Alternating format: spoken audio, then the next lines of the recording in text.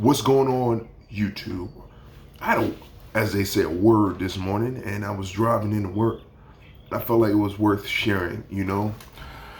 I do a lot of playing in the soil outside. It's free therapy for me, and so my references will be garden related. So, like the soil outside in the springtime, it's fertile. Any seed that drops out of a bird's butt or something you actually planted will grow. You don't really have to put much effort into it.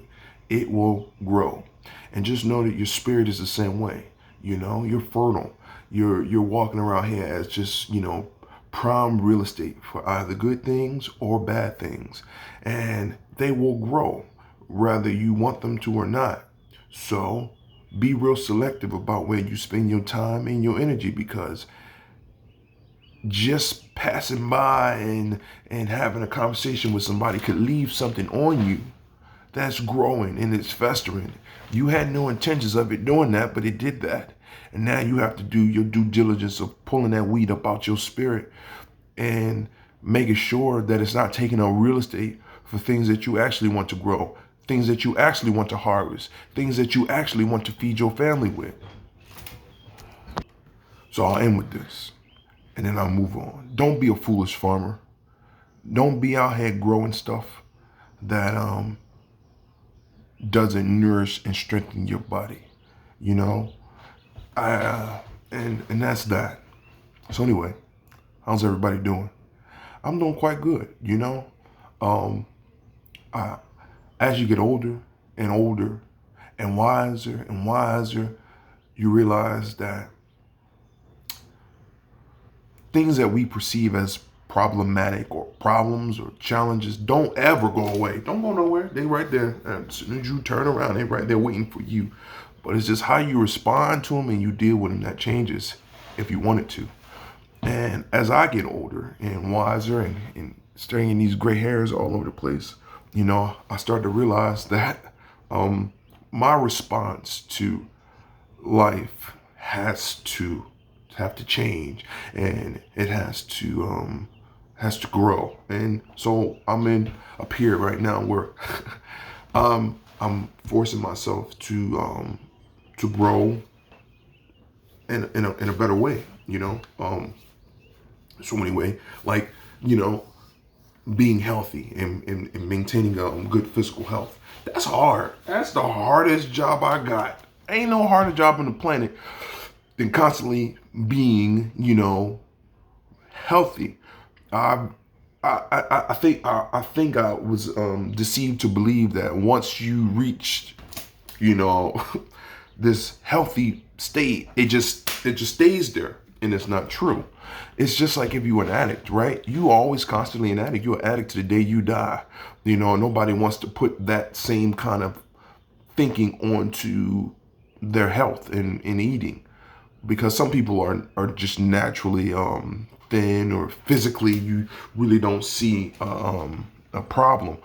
But health is something that you have to work on every single day, and for me, it's just a constant, and I don't want it to continue to be a struggle, but I just need to remember to acknowledge it and keep it present, so it doesn't get out of hand. And then that thinking might be something for someone else,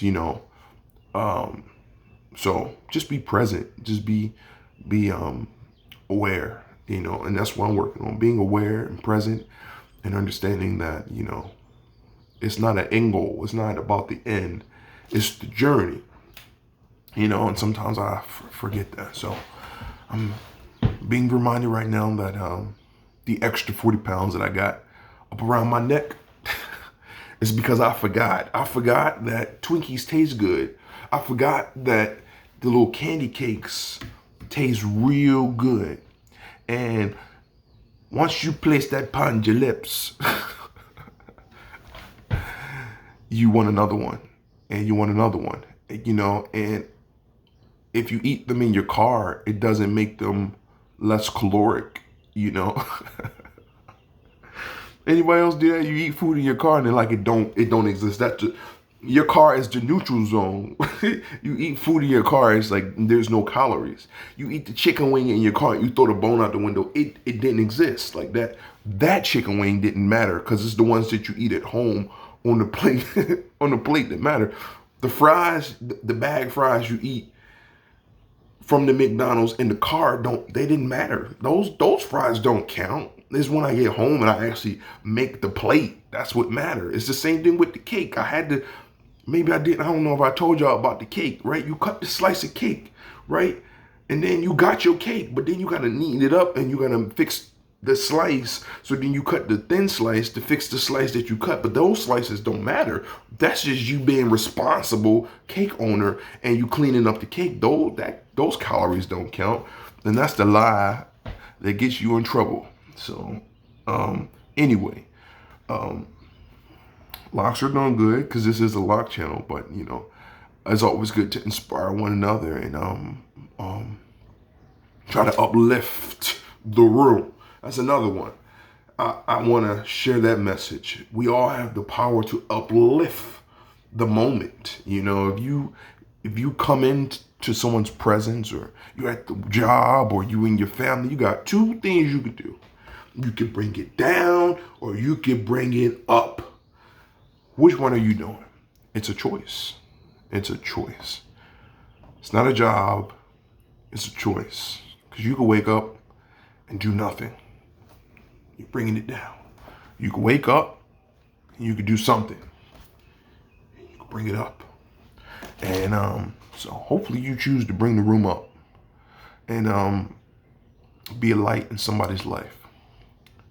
Be conscious of your fertility and know that if you place yourself amongst seeds of doubt, seeds of discouragement, or seeds of negativity, they will grow. And you ain't gotta, say, I didn't put that there. It was placed there. It landed on your soil that is fertile, and it grew. Weeds can grow in cracks of concrete with very little, as we perceive, room to grow. And they grow like 6 feet tall. And you're like, well, how the hell did that weed survive? It don't take very much. It just one little small little crack, and it grew. So just know you gotta be vigilant. And I'm gonna go. Peace and blessings. Everybody have a great day. Talk to y'all later. Bye.